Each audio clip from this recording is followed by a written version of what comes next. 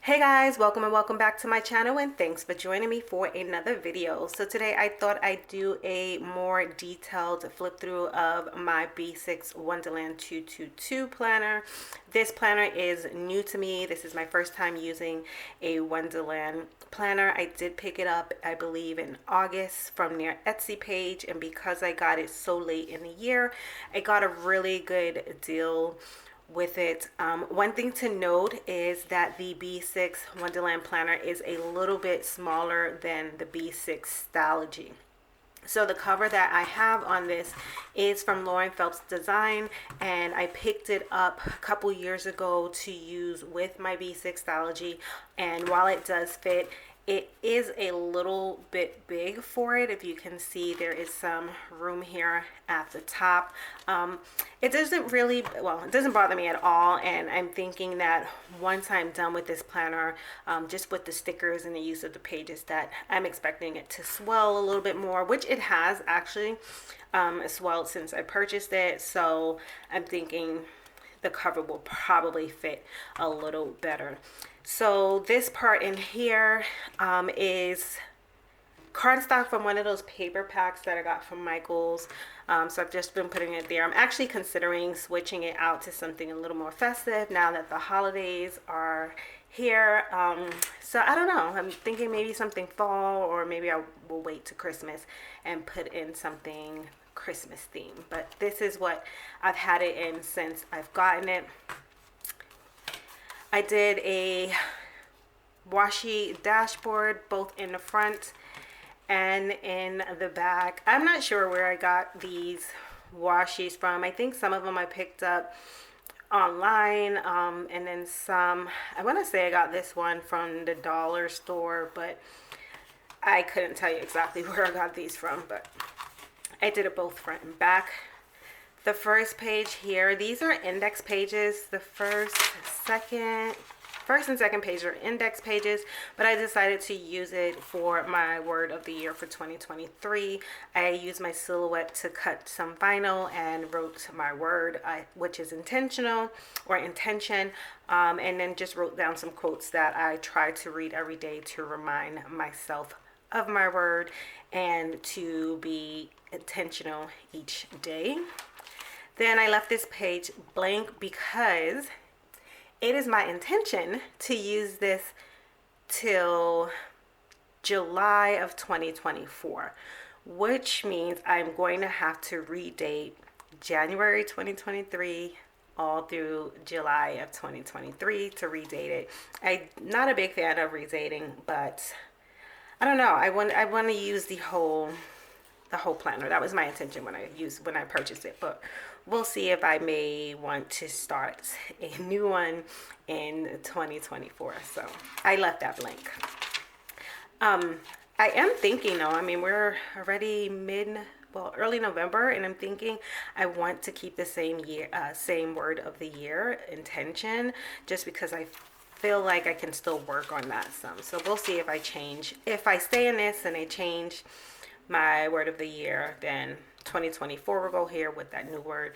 Otherwise, I may either leave this blank or find something else to put here. Then you have the year at a glance. It starts with 2022, 2023, and then 2024 and 2025. So that's a lot of years, and most planners give you. I don't know. I don't reference this really ever, but it's nice to have. I'm not sure what this is called, but I know this is something that is in a lot of the Hobonichi products, and I've decided to use this as my HRV tracker. So I check my HRV every morning, and I write down my score and my readiness, and then I have my key code here. One of the things I really love about this planner is it breaks it down into the 4 quarters. So the first quarter, 2023, we have January, February, March. Second quarter, April, May, and June. And then third quarter is where I started. You see, I started in August, and I'm using this quarterly planning section to track my fitness goals and my movement goals. So on the side, I put what my goals for that month is, and then I write down what I did that day. So I've also have it color coded, so if I worked out, it's highlighted in green. I did a full body workout. If I did some form of cardio, then I highlight it in purple. And if I can count the workout as both strength training and cardio, then I highlighted it in pink. And then I just have the days when I try to keep track of when I don't work out, the reason why. So here I was just really busy. I was lazy that day, I was sick here. I was down in the dumps on that day and just could not get myself to do it. So just when I look back, I do tend to look back a lot in all my planners, which is, I love archiving them for that purpose. And so I just, because you're going to forget. This way I know, like, why did I miss out on these days. However, yeah, like, I didn't keep up with it on the 19th, 20th, and 22nd. So, I mean, we're not even that far out, and I don't remember why I did not work out on those days. So I really tried to go ahead and put something in those days, so when I reflect back, I know why I didn't. If I've met the goal for that month, I've been kind of filling in the boxes, and if I haven't, then I've crossed it out here in a red line. Then the fourth quarter, we're here again, and I'm basically doing the same thing. I have my goals over here, and then I'm tracking it. And as you see, I did really bad in October on the days that I didn't work out.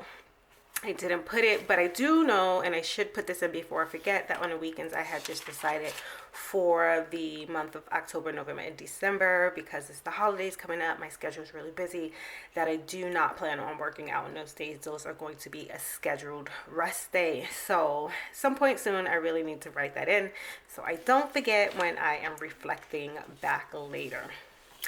After that, you have a note page. I don't have any intentions on using this. I'm pretty much going to leave it blank.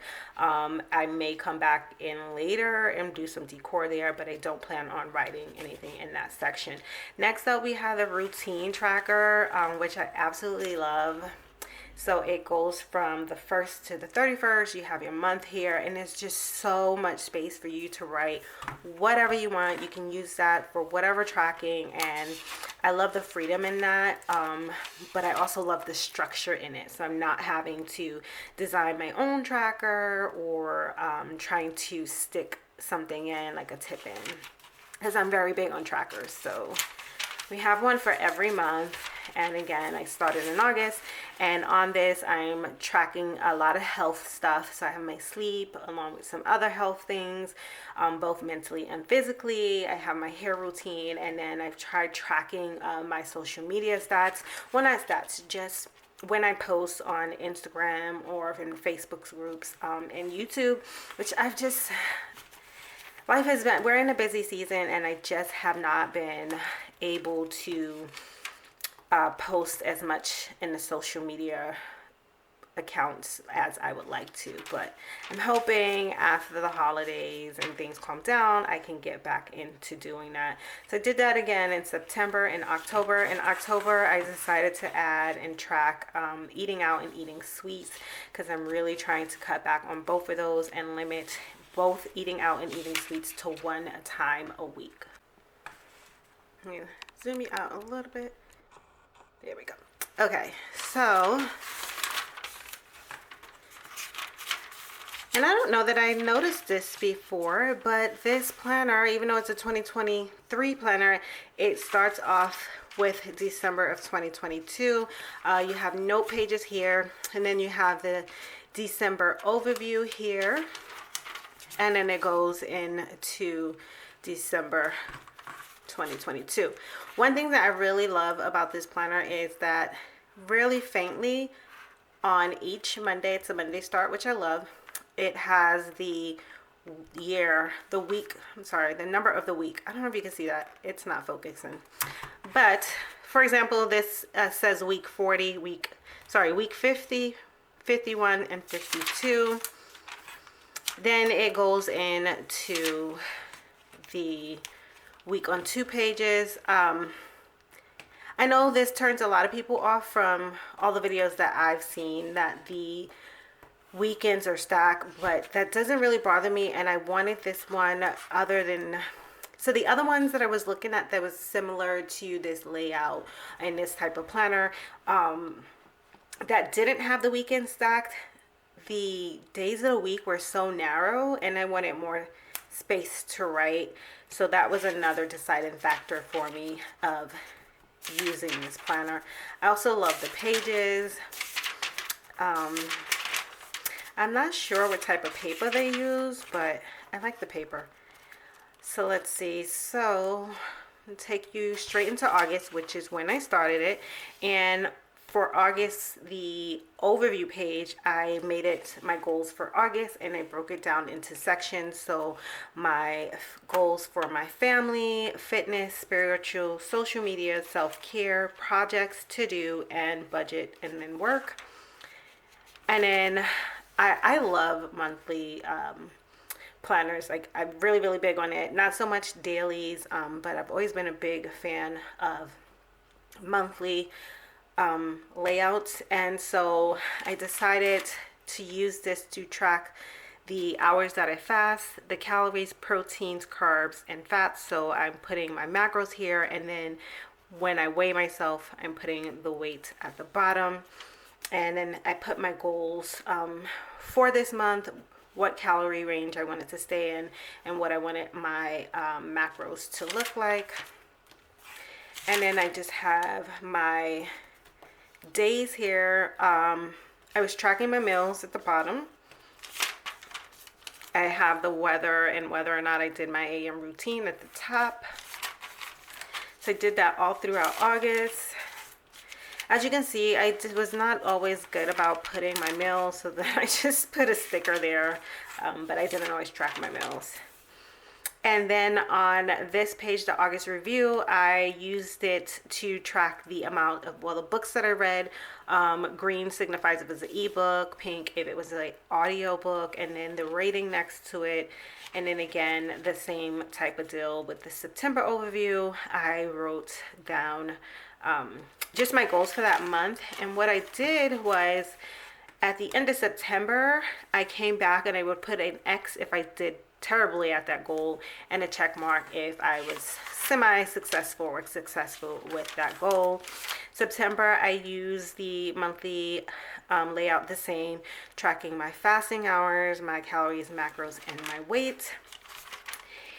In the weekly section of August, I'm still tracking my meals. Basically the same layout. I have the temperatures up top and whether or not I did my AM routine. So I did that all through September. However, in my September review, instead of putting the books that I wrote, because I decided to go back to using my book journal or my reading journal, I just made it like more of like a currently page. So I put what I'm loving, trying, doing, going, and reading and creating. But under reading, instead of listing the books, I just put how many ebooks I read and how many audiobooks I listened to. October, same thing again for my goals. Broke it down according to categories: family, home, fitness, budget, spiritual. And if I was successful, it got a check mark. If I was not successful, it got an X next to it. Then in October, my monthlies do change quite a bit.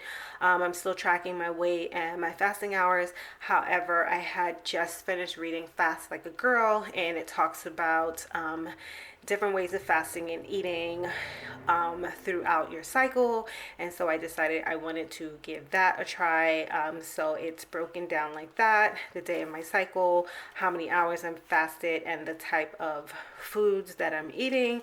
And it's also color coded. So September weeklies, I stopped tracking my meals and I started using this section instead for my fasting glucose and then my calories and my macros at the bottom. And I did that throughout all of October. In the weeklies, I'm also tracking my workouts along with, you know, just day-to-day stuff, my work schedule and tasks, errands that I need to do. And then October review, again, it's the same. It's just my currently, what I'm loving, celebrating, trying, reading, places I'm going, things I'm watching, and what I'm creating. And then it just goes back into the same thing in November. I'm currently doing what I did in October, again in November, until I decide that that is no longer working for me, or if I want to try something separately. I was using these pages in the back for some journaling, but I decided I'm just not going to do that anymore. So I haven't really been using these. I think it's a good place for some notes on books that I've been reading. So I think I'm going to start maybe doing that, or some quotes. But I don't really have one design purpose for these pages. The difference with this from the Hobonichi cousin is there's not 100, it's not one page for every day of the year. I think this only has like, I don't know, 150 blank pages in the back. But yeah, as of now, I haven't really been using it. I might have used like 10 pages of it. Yeah, I have like some notes from some books that I read, but other than that, it's not something that I use on a daily basis, and I'm not consistent in using it. But that is how I am using my B6 Wonderland 222. It's mostly geared towards like fitness and health, with a little bit of record keeping in there. I'm still using my everyday carry as my, I guess, pre-planner. That's the one where I plan out my day and, you know, put things that are on my calendar in there, and then depending on what I actually did, I'll put what I actually did for that day, or that week, or that month in here, with the exceptions of monthly. So my monthlies in here is just designed for like health stuff, but the weekly I have like my day-to-day things, if that makes any sense. So yeah, I went to the office, I watched the movie, I worked out, I paid my car registration. When I broke my fast, I was off early that day. I took my vitamins, trash out, that type of thing. I was sick this day and took the day off. So this is more of a record keeping, and I'm probably going to archive this at the end of the year, because my everyday carry, my ring planner, I do not archive that. That is just writing things down and keeping track, and once it gets done, whatever I want to remember gets put in here, and those pages get tossed. And this is what I'm going to keep at the end of the year. So I hope you guys enjoyed my video. Thanks so much for watching, and happy planning.